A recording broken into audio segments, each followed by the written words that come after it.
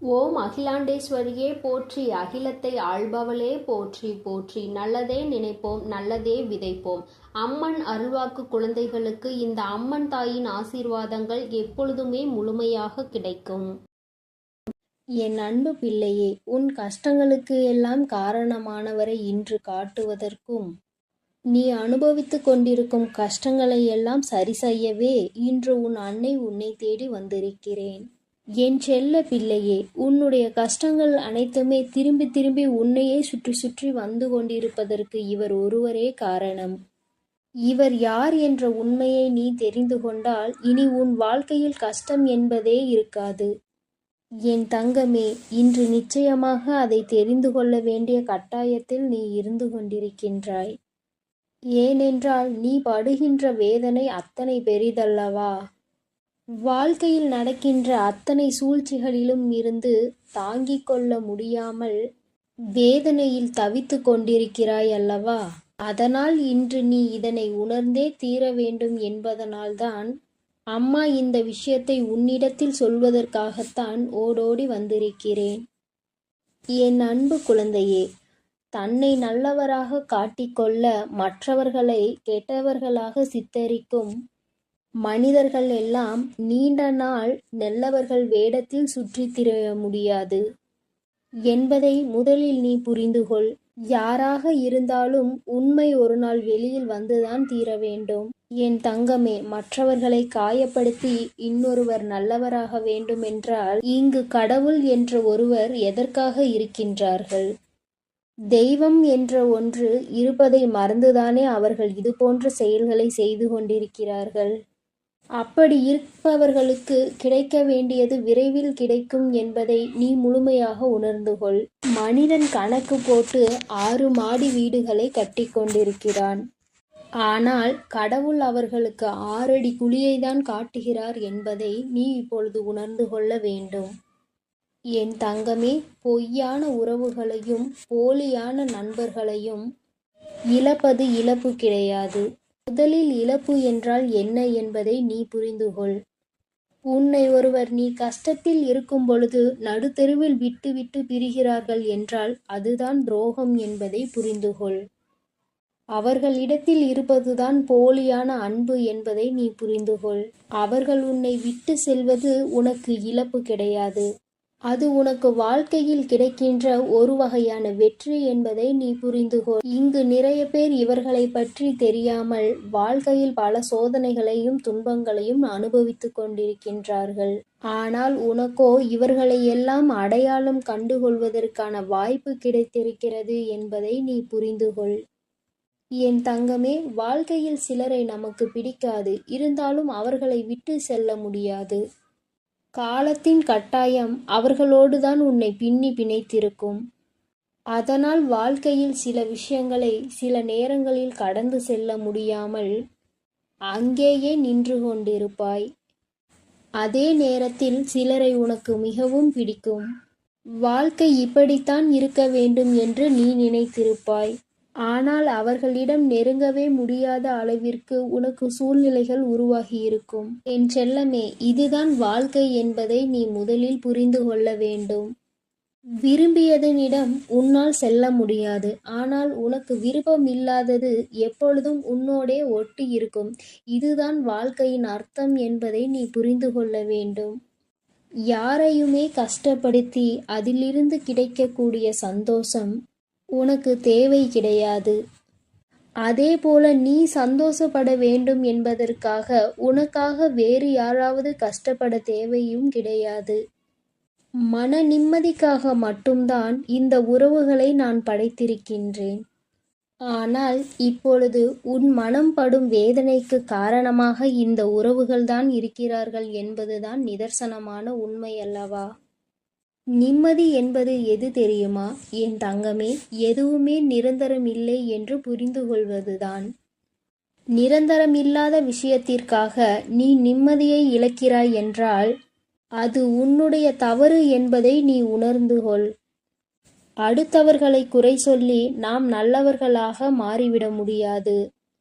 நாம் நல்லவர்களாக இருந்தோமானால் அடுத்தவர்களின் குறைகள் ஒருபோதும் கண்களுக்கு தெரியாது. இன்னொருவரை குறை சொல்லும் முன் சற்று சிந்திக்க வேண்டும். நம்மையும் மற்றவர்கள் இது போன்றுதான் சொல்வார்கள் என்று.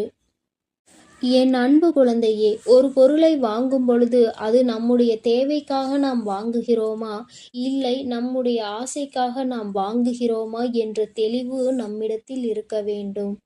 என் தங்க குழந்தையே, அந்த தெளிவு உன்னிடத்தில் இருந்தால் வாழ்க்கையில் சேமிப்பு என்பது உன்னிடத்தில் தாராளமாக வந்துவிடும். ஒரே நொடியில் வாழ்க்கையின் உச்சிக்கு சென்றுவிட வேண்டும் என்று நினைப்பதுதான் இங்கு பல பிரச்சனைகளுக்கும் பல கஷ்டங்களுக்கும் காரணமாக இருக்கிறது. என் அன்பு பிள்ளையே, வாழ்க்கையில் நம் கையில் இருப்பதை வைத்து செலவு செய்ய பழக வேண்டும்.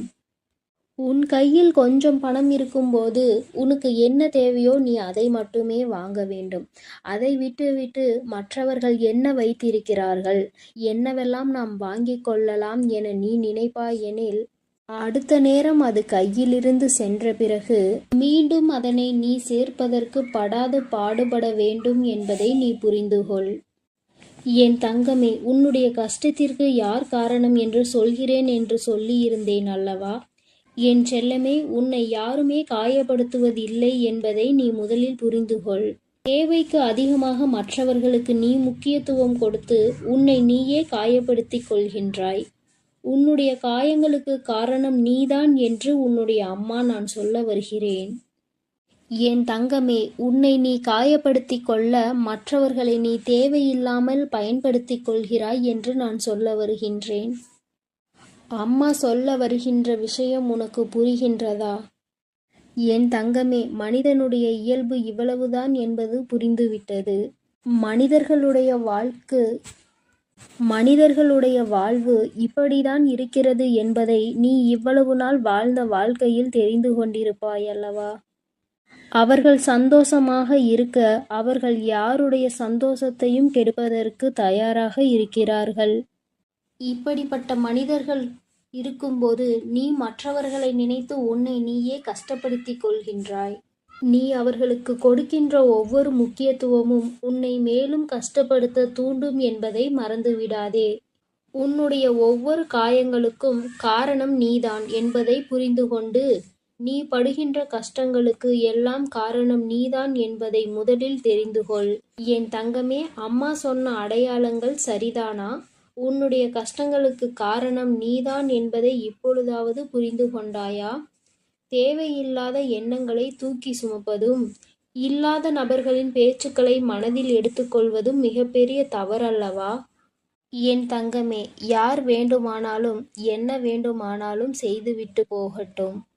உன்னை உன்னிடத்தில் இருந்து அசைக்க முடியாது என்ற நம்பிக்கையை நீதான் கொடுக்க வேண்டும். என் அன்பு பிள்ளையே, நீ செய்து கொண்டிருக்கும் செயலை யாராவது ஒருவர் குறை சொல்லிக் கொண்டே இருக்கிறார்கள் என்றால் நல்லது செய்ய வேண்டும் என்று நீ நினைத்தால் கூட அதை உன்னால் செய்ய முடியாது. என் அன்பு குழந்தையே, நீ நன்றாக இருக்க வேண்டும் என்று நினைத்தாலே சுற்றி இருப்பவர்களுக்கு அது பிடிக்காது. உண்மையாகவே உன் மீது நம்பிக்கையும் அன்பும் கொண்டவர்கள் உனக்கு உறுதுணையாக நிற்பார்கள். உன்னுடைய வாழ்க்கையில் நீ முன்னேற்றத்தை கண்டுவிடக் கூடாது என நினைப்பவர்கள் உனக்கு தேவையில்லாத சோதனைகளையும் குற்றம் குறைகளையும் சொல்லிக்கொண்டே இருப்பார்கள் என்பதை நீ முதலில் புரிந்து கொண்டால் போதும். என் தங்கமே, வாழ்க்கையில் பாசம் என்னும் எண்ணத்திற்கு முதலில் முக்கியத்துவம் கொடுக்காதே. இப்படி கொடுத்தால் ஒரு கட்டத்தில் நீ உன்னையும் உன் வாழ்க்கையையும் இழந்து விடுவாய். இந்த அனுபவம் இன்றுக்குள் உன் வாழ்க்கையில் கிடைத்திருக்க வேண்டும். அப்படி அனுபவம் கிடைக்கவில்லை என்றால் இனிமேலாவது இந்த மாதிரி விஷயங்களில் நீ சற்று கவனமாக இரு. என் தங்கமே, உடல்நிலை என்பது உண்பதால் பாதி, உழைப்பதால் மீதி. மனநிலை என்பது முதிர்ச்சியால் பாதி, மகிழ்ச்சியால் மீதி. அதனால் உன்னுடைய மனநிலையை நீ எப்பொழுதும் மகிழ்ச்சியால் நிரப்பி வைத்துக்கொள். உன்னுடைய உடல் நலத்தை நீ உழைப்பதனால் நல்லதாக தேக்கி வைத்துக்கொள். என் அன்பு பிள்ளையே, வாழ்க்கையில் நீ எப்பொழுதுமே புரிந்து கொள்ள வேண்டிய விஷயம் ஒன்று இருக்கிறது. நீ தெரிந்து கொள்ள வேண்டிய ஒரு வார்த்தை இருக்கின்றது. உன்னை யார் வேண்டுமானாலும் வாழ்க்கையில் ஒதுக்கி வைக்கலாம். ஆனால் நீ ஒதுக்கி வைக்க வேண்டிய விஷயம் என்னவென்று தெரியுமா? என்னால் முடியாது என்ற வார்த்தையைதான். எந்த ஒரு சூழ்நிலையிலும் எதற்காகவும் என்னால் முடியாது என்ற வார்த்தையை மட்டும் நீ சொல்லாதே. உன்னால் முடியாத காரியம் இங்கு வேறு யாராலும் முடியாது என்பதை நீ முதலில் புரிந்து கொள்ள வேண்டும். எத்தனை முறை நீ வாழ்க்கையில் ஏமாற்றப்பட்டாலும் சரி, ஒருபோதும் அடுத்தவரை ஏமாற்றுவதற்கு நீ கற்றுக்கொள்ளாதே. அவரவர் பலனை அவரவர் அனுபவிப்பார்கள். நேர்மைக்கு என்றுமே மரணம் கிடையாது என்பதை நீ உணர்ந்தால் போதும். என் குழந்தையே, தவிப்பதை விட சில விஷயங்களை தவிர்த்து விடுவது உன் வாழ்க்கைக்கு மிக மிக நல்லது. அந்த விஷயத்திற்குள் நுழைந்து நீ அங்கே தவித்து கொண்டிருப்பதை விட அதை விட்டு தவிர்த்து நீ ஒதுங்கி செல்வதே மேல். என் குழந்தையே, இதையெல்லாம் வாழ்க்கையில் சரியாக பயன்படுத்துகிறவர்கள் எந்த நிலையில் இருக்கிறார்கள் என்பதை நீ புரிந்து கொண்டால், என்னுடைய செல்ல குழந்தைக்கு என்னுடைய அருளும் ஆசீர்வாதமும் முழுமையாக கிடைக்கும். என் அன்பு பிள்ளைக்கு இந்த அம்மன் தாயின் அன்பும் ஆசீர்வாதமும் முழுமையாக கிடைக்கும். ஓம் அகிலாண்டேஸ்வரியே போற்றி, அகிலத்தை ஆள்பவளே போற்றி போற்றி.